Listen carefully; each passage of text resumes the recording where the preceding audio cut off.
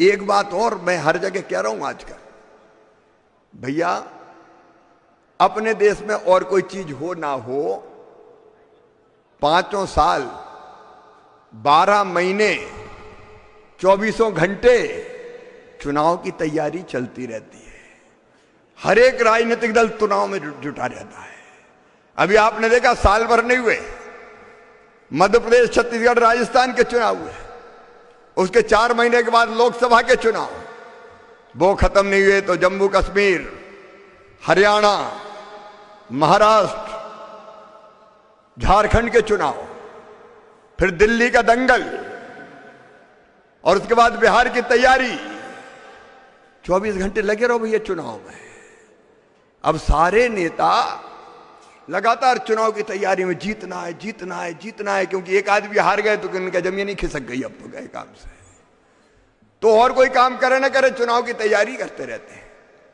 और इस चुनाव की तैयारी में कितना पैसा खर्चा होता है भैया, आप कल्पना करके देखो। सारे काम ठप हो जाते हैं, प्रधानमंत्री जी का समय जाता है, मंत्रियों का जाता है, मुख्यमंत्रियों का जाता है, कार्यकर्ताओं का जाता है, सांसद, अरे अधिकारी भी कह रहे कहां गए, बोले चुनाव की ड्यूटी लगी है साहब, फलाने राज्य में ऑब्जर्वर बन गए।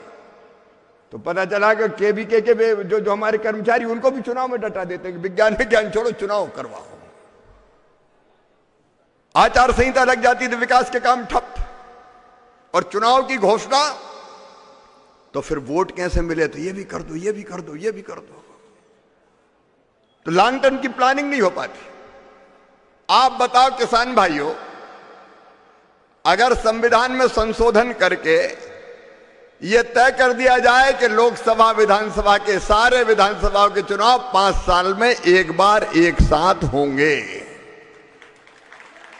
तो कैसा रहेगा बताओ, जोर से बताओ कैसा रहेगा।